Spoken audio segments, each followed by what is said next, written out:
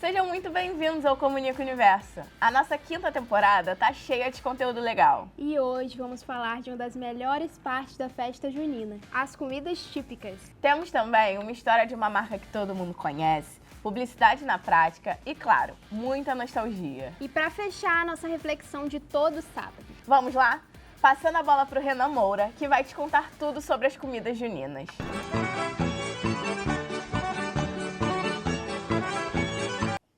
A festa de São João é uma das celebrações mais queridas do Brasil.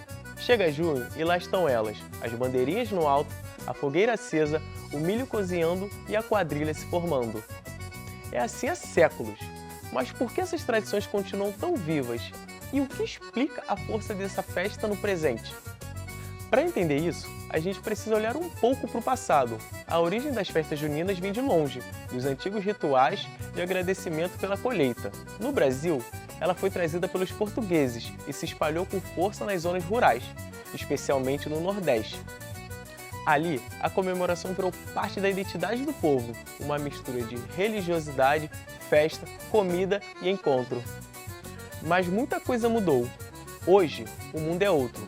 Vivemos nas cidades, temos internet, redes sociais, luz elétrica por todo lado. Mesmo assim, a festa continua. E talvez seja justamente por isso, em tempos tão rápidos e tecnológicos, o São João é um momento de pausa, de encontro com a cultura, com as raízes, com a coletividade. A quadrilha, por exemplo, que era dançada nos terreiros das vilas, agora ocupa palcos, praças, escolas e até arenas. As roupas continuam coloridas, mas agora tem brilho, LED, figurinos, pensados. A comida que antes era toda feita em casa, hoje também é vendida em barraquinhas, feiras e até aplicativos. A fogueira ainda é acesa em muitos lugares, e mesmo onde é proibida, ela aparece como decoração simbólica. E não dá para ignorar o impacto econômico da festa. Em cidades como Campina Grande e Caruaru, o São João movimenta milhões de reais. Atrações musicais, turismo, vendas de comida, artesanato, fantasias, hospedagem e transporte. É uma cadeia enorme de produção que gera para milhões de pessoas, de pequenos produtores a grandes empresas. Mesmo nas cidades menores, a festa gera uma oportunidade de renda extra. Famílias fazem doces para vender, grupos organizam festas comunitárias, artistas locais se apresentam e comerciantes aproveitam o aumento do movimento. É uma economia que gira com base na cultura popular. Mas, mais do que o dinheiro, o São João movimenta algo maior, o pertencimento. As pessoas se reconhecem naquela festa, o casamento caipira, olha a chuva, a simpatia do Santo Antônio, tudo isso conecta as gerações. É a tradição, viva! E não vive no passado, mas no presente, no agora. E talvez essa seja a grande resposta. O São João continua, porque a gente precisa dele, não só para lembrar que fomos, mas para fortalecer o que somos. Uma cultura que dança, canta, planta, compartilha e celebra, sempre junto. Em tempos que tudo muda rápido, o São João é uma festa que resiste, se adapta e ainda encanta. Do milho à música, da fé ao forró, ele mostra que tradição também é presente e é futuro. Agora ficamos por aqui.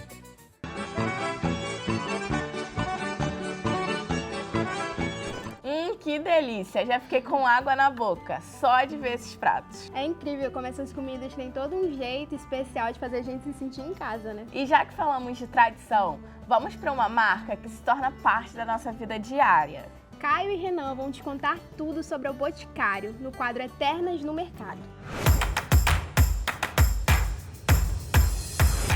Olá pessoal, eu me chamo Caio Pimenta e sejam muito bem-vindos a mais um episódio de Eternas no Mercado. E hoje a gente vai falar de uma marca que faz parte da vida de muita gente, principalmente naqueles momentos de afeto e cuidado. E eu me chamo Renan Natal. Sabe aquele presente do Dia das Mães, aquele perfume que marcou uma fase da sua vida? Ou até aquele comercial que te fez chorar? Pois é, provavelmente foi a do Boticário. Uma marca brasileira que virou referência em cosméticos, marketing, emocional e inovação. O Boticário nasceu em 1977, em Curitiba, como uma pequena farmácia de manipulação. É isso mesmo, e foi o Miguel Kriegsner, o fundador, que decidiu misturar ciência com beleza, criando os primeiros perfumes artesanais da marca. E não demorou muito para que isso crescesse. Em 1980 já tinha sido inaugurada a primeira franquia e a expansão pelo Brasil começou como um todo. A galera comprava não só o produto, mas toda a experiência, loja bonita, cheiros marcantes, atendimentos personalizados. E aquele cheirinho de loja do Boticário que todo mundo reconhece até de olhos fechados, né? Com certeza. A Boticário sempre soube usar o marketing como diferencial, mas não é qualquer marketing, é o emocional.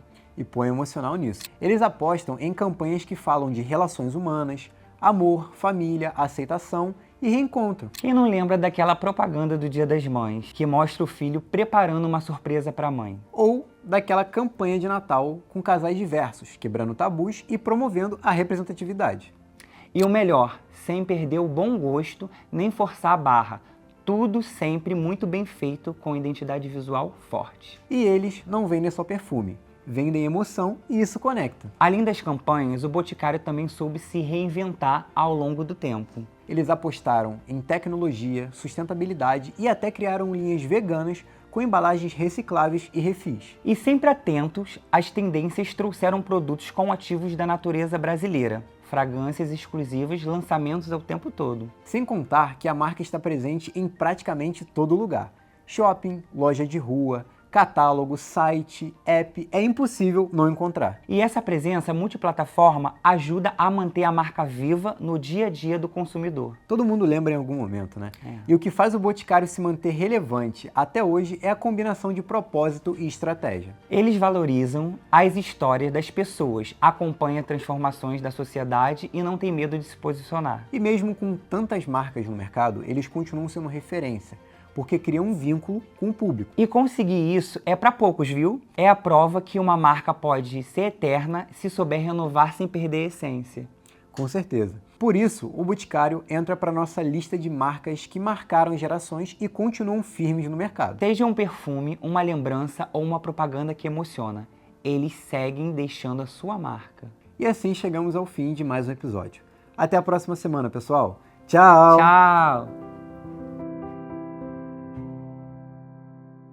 O Boticário é aquele exemplo de marca brasileira que a gente confia, né? E que se renova sempre mantendo a identidade. Mas agora vamos dar uma pausa rápida. Fica com a gente que já voltamos com mais Comunica Universo.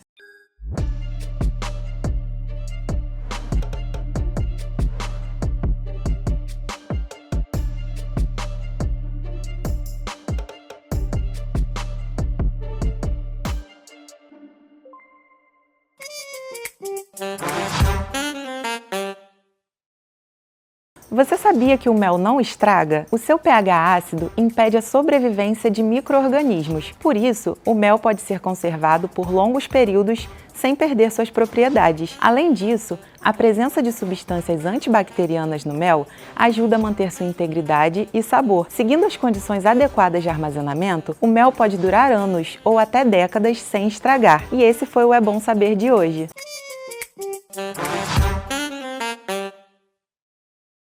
Tá pensando em fazer comunicação social? Então deixa eu te mostrar o que é fazer parte da Universo. Aqui você aprende fazendo. Nossos cursos de publicidade e jornalismo te envolvem em dinâmicas criativas e experiências práticas, preparando para o mercado de trabalho para atuar em estúdios de TV, rádio e jornal, contando com laboratórios completos, além de um corpo docente qualificado. É mais do que aula, é fazer parte de algo maior.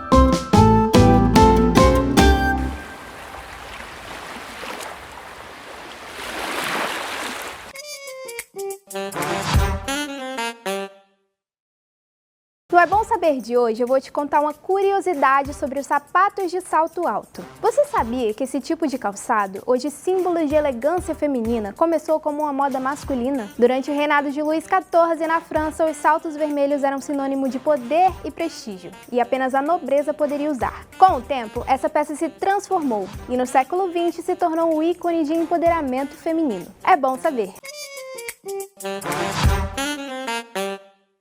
Estamos de volta. Agora é a hora do Deu Publi Deu Certo, com a entrevista da Amanda e do professor Júlio.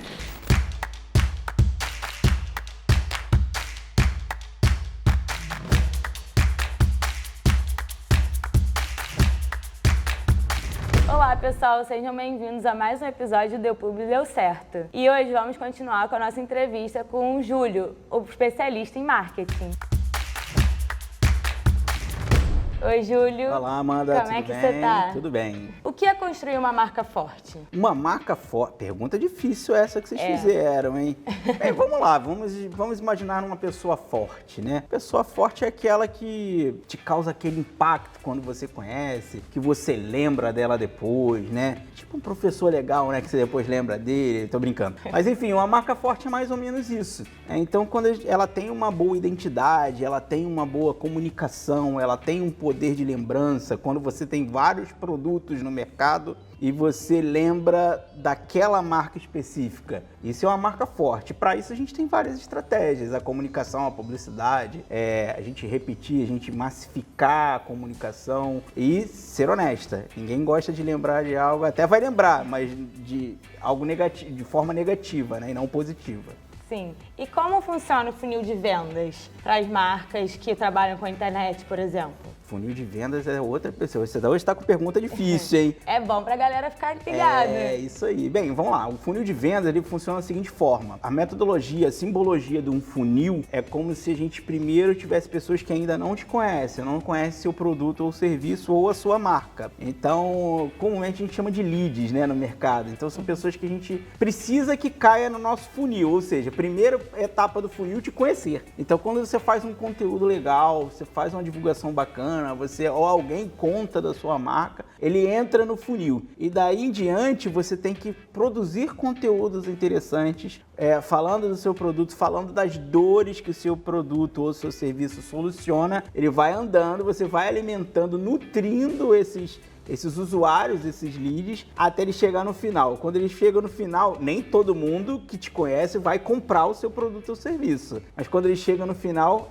aquele barulhinho da caixinha registradora. Ele comprou com você. Falando em leads, você acha que é obrigatório ou é uma marca que está começando fazer anúncios pagos? Ou você acha que pode ser de uma maneira mais orgânica? Pode ser orgânica, mas a gente sabe que o algoritmo da mídia social, né, por exemplo, a gente falando em mídias sociais, né, ele vai te restringir um pouco. Você não vai alcançar muita gente, ele vai dar um picote ali no seu público. E você patrocinando isso, você colocando o investimento lá, você consegue ser bem assertivo em termos demográficos, psicográficos. Você consegue atingir só mulheres, só homens e mulheres de determinada região e alcançar ter um alcance maior aí do seu público. Então ele é um catalisador. Você, como se fosse uma escada, você já vai pulando degraus de passos mais largos, entendeu? Do que da forma orgânica. Sim. E você acha que tem como você progredir a sua marca de uma forma mais orgânica ou você acha que é mais necessário fazer anúncios pagos nesse meio? Então, dá para fazer, mas uma dica para quem quer seguir na vibe mais orgânica, humanize. Porque pessoas querem ver pessoas, elas não querem ver marcas, tá? Então, se a gente parar para pensar hoje, todo mundo sabe quem é o dono do X, o Elon Musk. Todo mundo sabe quem é o dono do Instagram, da Meta, no caso. Todo mundo sabe quem é o dono da Amazon. Então, olha só como é que os grandes já humanizaram há muito tempo. Pessoas querem ver pessoas. Sim, essa é uma dica muito boa, hein? E uma dica agora que vai mudar a vida de quem quer empreender, uma dica de ouro, assim, qual que você pode dar pra gente? Eu vou seguir que eu comento muito e meus próprios alunos me reforçam com isso. Estude sempre. Procure estar antenado nas tendências, procurando coisas novas. Fazer curso. A gente tem muita coisa de graça na internet, boas dicas, né, nas plataformas aí, enfim. E também, não menos importante, a parte teórica também é muito importante. Às vezes hoje a gente fica muito assim antenado, tem nos gurus da internet, cuidado.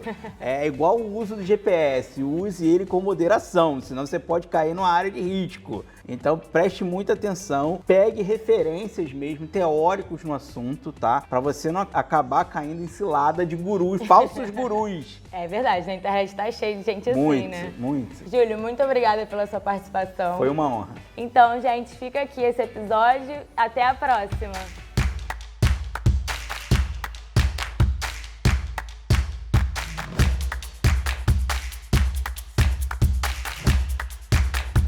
É muito legal ver como a publicidade e o marketing funcionam na prática. Exato. E essa entrevista tá cheia de dicas importantes. E para continuar essa viagem no tempo, Lucas e Fabrício estão prontos para nos levar ao mundo do Tamagotchi no Play na Nostalgia.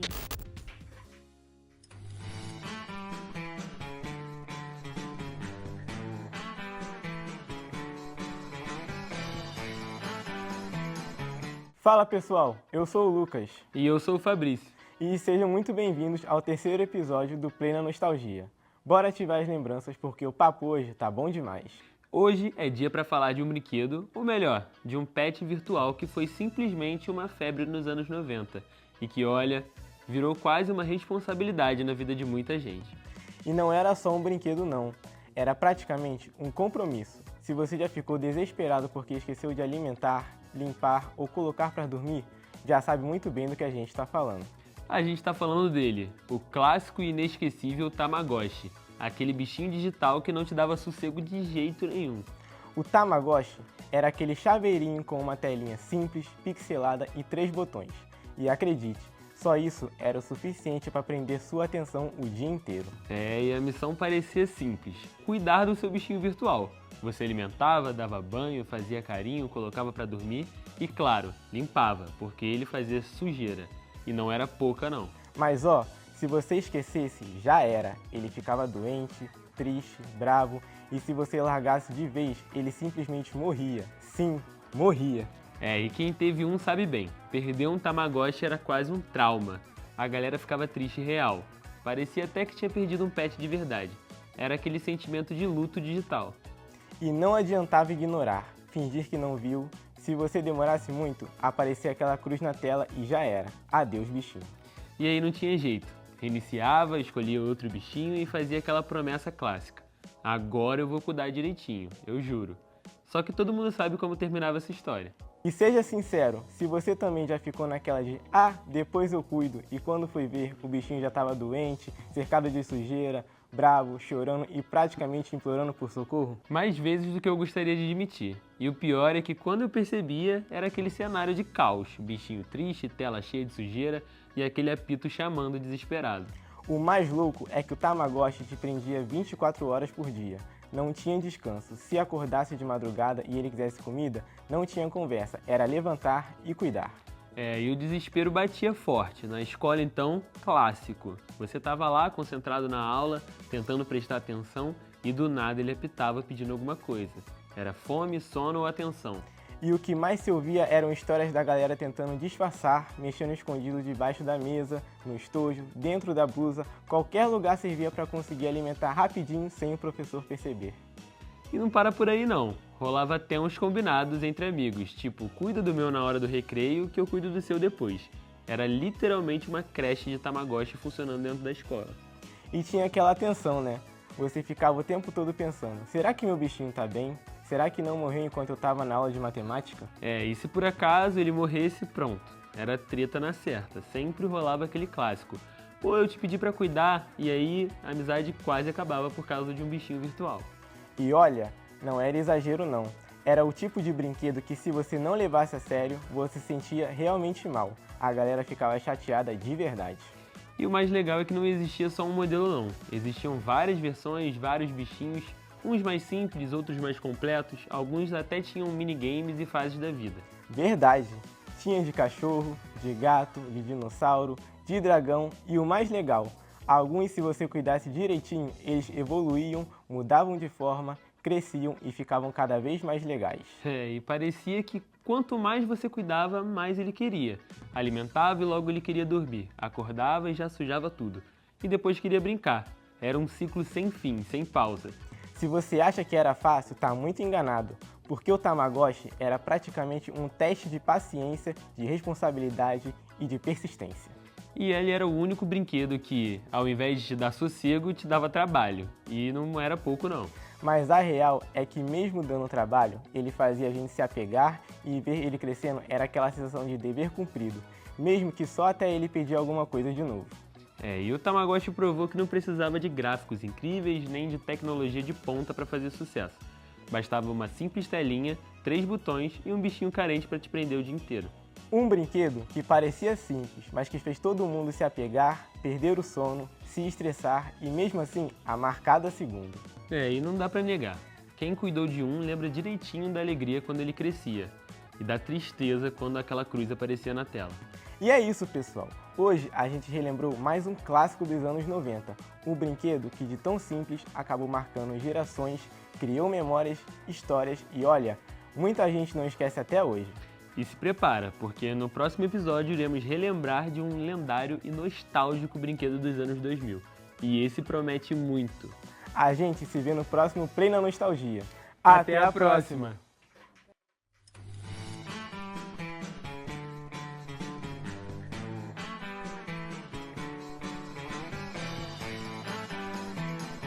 Tamagotchi era aquele companheiro de infância que a gente cuidava com tanto carinho. Sim, e relembrar isso é uma delícia. E para encerrar o episódio, vamos para o nosso momento de reflexão com Kátia e Vitor. Eu sou a professora Kátia Falcão e eu tenho certeza que você vai ter uma surpresa quando acabar de ver esse pedacinho do programa Comunica Universo. A gente vem ouvindo, vem conversando, vem escutando a história do Vitor Cláudio, que é o nosso aluno que está se formando agora em publicidade e que está dividindo com a gente a sua história, que é uma história de vitórias. Ele tem uma condição especial na sua vida. Vamos ouvir um pouquinho mais da história dele? Na correria, para chegar em algum lugar, não paramos para prestar atenção nas pessoas que nos cercam. Tenha calma e fale devagar. Respire e observe. Observe tudo ao seu redor. Ao olhar, perceberá que ninguém é igual a você e que cada um tem o seu jeito de ser.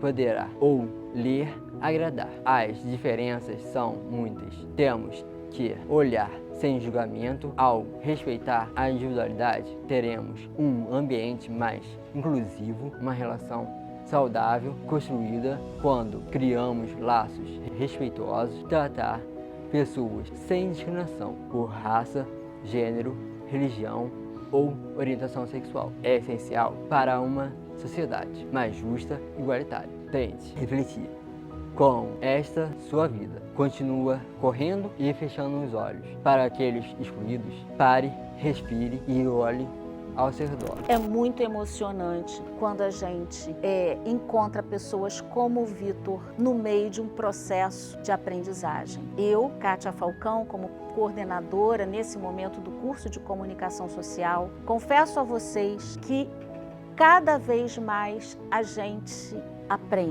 aprende o quanto é importante aceitar o outro como ele é. E dentro dessa aceitação, engajar, incluir, mostrar a sua capacidade, a nossa também, porque é assim que a gente consegue fazer um mundo melhor. Saber que a comunicação social, jornalismo ou publicidade tem um papel fundamental em relação à informação, ao esclarecimento. E esse esclarecimento faz com que a sociedade seja mais agregada, mais solidária. Vamos continuar ouvindo um pouquinho da história do Vitor com mais inclusão, com mais solidariedade. E te convido, comunica para o universo, comunica o universo.